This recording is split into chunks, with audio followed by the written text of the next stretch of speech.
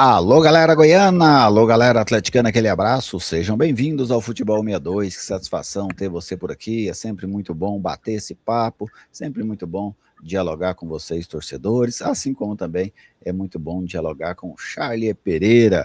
Vamos falar do Dragão nesse vídeo, tudo bem com você, Charlie? Tudo bem, Gerliezer? Um abraço a você. Então, um abraço especial aí à torcida do Atlético Clube Goianiense. O Atlético não teve um ano...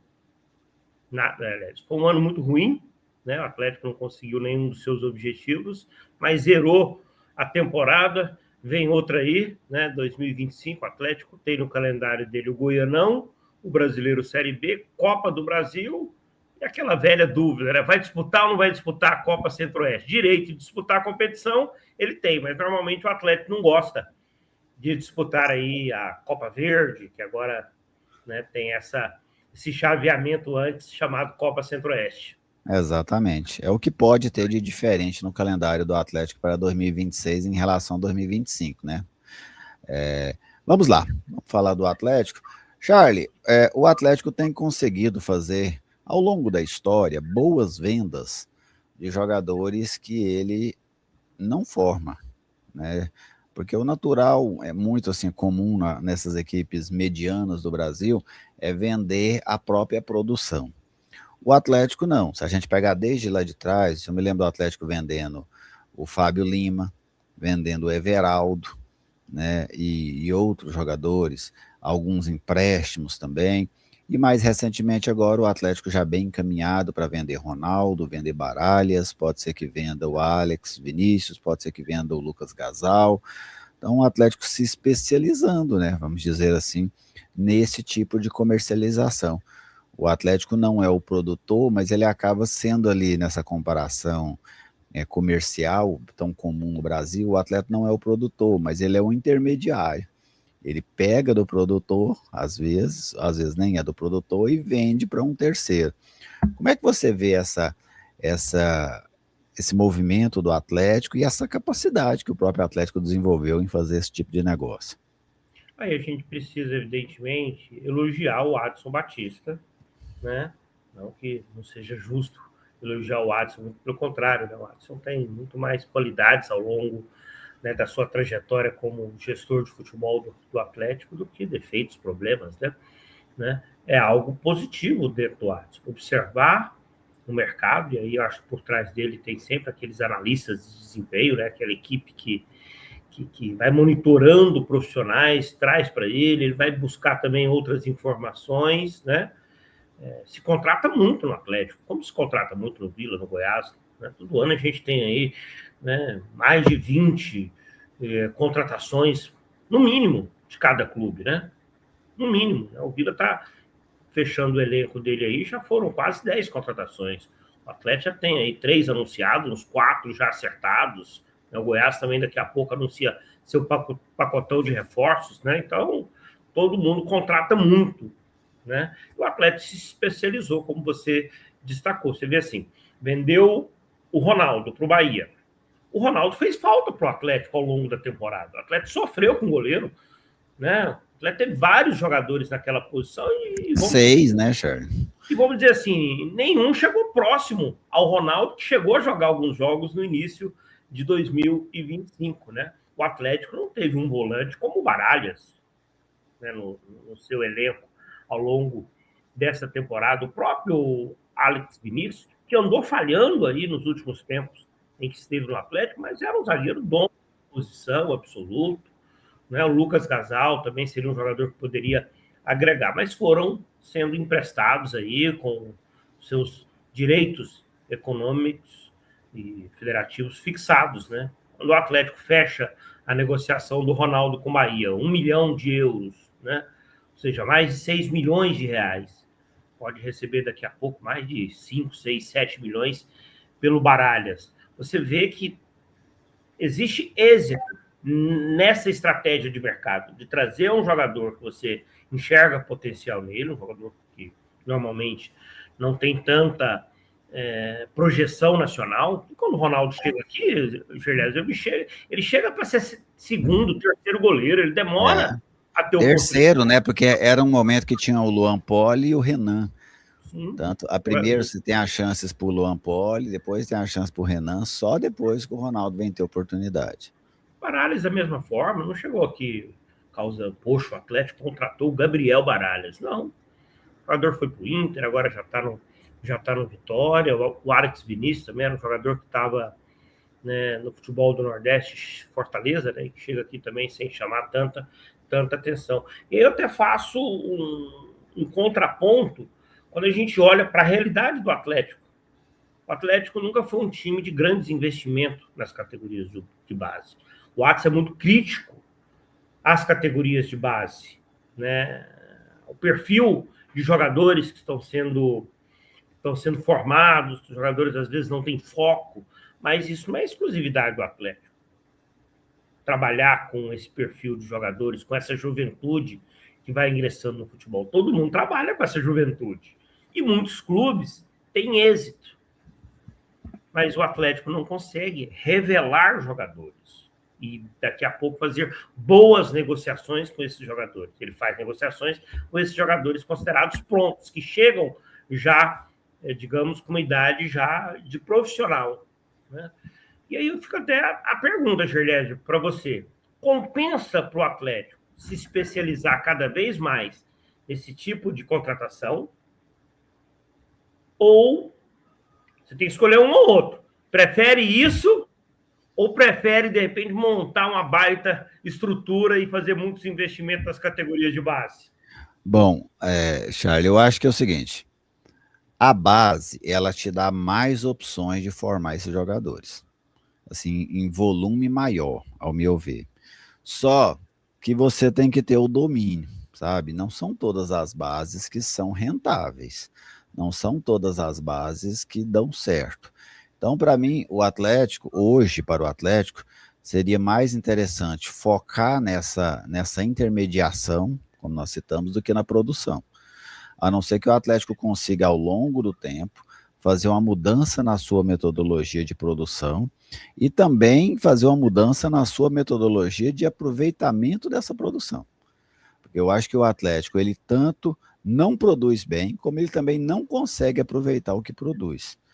Alguns jogadores, por exemplo, às vezes eu vejo o Atlético abrindo mão de jogadores da casa que têm as suas deficiências ainda, tem algumas limitações, para colocar outros em seus lugares com mais deficiências e mais limitações.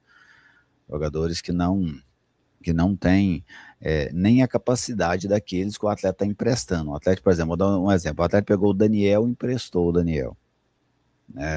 O Daniel, o prazo dele chegar, ele é emprestado. E quantos centroavantes abaixo do Daniel não passaram pelo Atlético nesse período? Então, tiveram muitas oportunidades, né? São jogadores que têm, assim, 1, 2, 3, 10, 15, 20 oportunidades. O menino da base no Atlético, se ele não resolveu no segundo jogo, ele já é criticado de forma pública. Então, assim, eu acho que o Atlético hoje, ele é muito melhor na intermediação do que na produção. Só que, ainda assim, eu não acho que seja um caminho bom do Atlético abandonar a produção. O Atlético precisa melhorar a produção, sabe? Melhorar a sua capacidade de produzir. Porque eu acho que não tem por que você fechar essa porta. Se não está dando certo, o Atlético precisa corrigir os seus erros. E hoje, para mim, não dá certo, não é só para o Atlético, não. Para mim, a base goiana é uma base que produz pouco e produz com baixa qualidade. O produto é escasso e singelo, sabe? Então, eu acho que a gente precisa voltar a olhar, porque qual que é a chance de um time nosso ter um craque no seu elenco?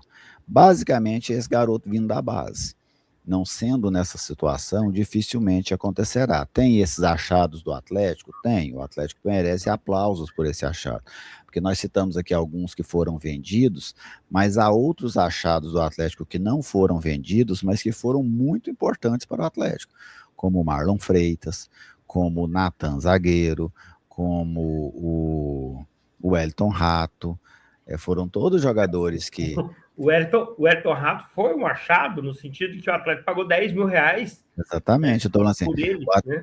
O Atlético não fez essa intermediação de vender o jogador no final, mas o Atlético aproveitou muito do futebol deles, né? O Atlético usufruiu do futebol deles durante um período. Isso também tem um valor, claro. ajudaram o Atlético a ir para a Série A, ajudaram o Atlético a fazer boa campanha na Série A, ajudaram o Atlético a fazer boa campanha na Sul-Americana. Isso também tem valor. Então, para mim, hoje o Atlético é muito consolidado como esse intermediário, mas ainda assim eu acho que o Atlético precisa olhar e ao longo do tempo ir buscando aprimorar a sua produção, que de fato, para mim, nessa era Adson Batista, é o elo fraco da corrente do Atlético, é justamente essa a base. E quando você traz também exemplo dos outros clubes, a gente tem, na comparação com décadas atrás, né, um nível muito baixo de revelações aqui. Qual foi o último grande jogador que sobe para o profissional no futebol goiano, que joga e agrega e ajuda no ponto de vista técnico e que depois o clube faz essa, né, grande negociação? O Essen foi o Essen foi o case de sucesso aqui nesse tipo de movimento, né? O Vila sempre foi muito tímido, nunca conseguiu, mas você vai lá no passado, você vai lembrar do Rony, do Pedro Júnior, do Paulo Ramos, que foi uma negociação que chamou a atenção. Aquele jovem meia, né, que jogou alguns jogos aqui, foi bem, depois foi negociado o Rondinelli. Né? Então, assim, são poucos os exemplos no Vila, são pouquíssimos no Atlético, pouquíssimos, né? E no Goiás a gente via, né, um volume maior. Agora, existe uma situação também, Gerlieser, cada vez de forma prematura, esses jovens talentos são observados. O Goiás tem 2 meninos aí que ele está para negociar. Eu imagino que os 2 clubes vão exercer o direito de compra, né, dos 50%, que é o Raikkonen lá no Internacional, pese o Inter está atravessando uma crise financeira, e o Larsson, meia, que está lá no Palmeiras. Jogadores que não tiveram aqui no profissional do Goiás, mas que já jogaram nos profissionais de Inter e Palmeiras, né? Já ajudaram por lá, né? Então, assim, cada vez mais cedo o Palmeiras, o Flamengo, o Vasco, o Santos, o Corinthians, eles observam esses talentos ali já do sub-15, sub-17, e aí o assédio é muito pesado, né? As propostas já chegam, né, nos jovens, na família desses jovens, e às vezes é difícil para os clubes, com a estrutura que nós temos, com o tamanho que nós temos, né, porque muitos jogadores reclamam, esses jovens jogadores, e os empresários deles, familiares, do calendário. Até o nosso calendário de base é um calendário limitado, Gerlieser. Assim, esse tema eu até quero trazer ele aqui no Futebol 62 depois para a gente debater. Assim, adianto que eu não gosto nem um pouco dessa filosofia, sabe? Acho que eu acho que o futebol goiano, a base do futebol goiano, ela passa por um processo de ovelização. Está todo mundo vira novel, sabe? Todo mundo vira novel. Então, eu quero depois fazer esse debate aqui, inclusive convidar você, Charles, para a gente debater essa situação, porque não gosto da estratégia, mas acho que dá um debate muito bom. Esse debate tem que ter alguém do Novel. O Azevedo, né? Vamos convidar o Azevedo para ele participar. Porque o Azevedo tem uma diferença dos outros, né? O Azevedo nunca teve time profissional. Os demais têm time profissional, né? Tem essa diferença aí entre... eu não entendi isso. Dentro do que ele se propõe, poxa, ele faz com muito sucesso, né? Exatamente, mas a gente vai debater isso em um outro momento. Obrigadão, Charles, por estar conosco e por sempre participar aqui no Futebol 62. Espero que a gente consiga gravar outras coisas ainda antes do final do ano, né? Nós estamos aí na última quinzena do ano, mas é sempre muito bom contar com a sua inteligência, a sua capacidade aqui no Futebol 62. Abraço, Gerlieser, o prazer sempre é meu. Um grande abraço aí. E para você, torcedor, meu abraço, muito obrigado pela sua audiência, pelo seu carinho, deixa a sua opinião aí também sobre esse tema, não fica só com a nossa, não, apresente a sua, principalmente se ela for divergente aí, que você tem que apresentar e defender mesmo. A gente faz questão da sua participação. Muito obrigado, deixa aquele like aí se puder, se ainda não for inscrito, te convido a se inscrever e até a nossa próxima oportunidade.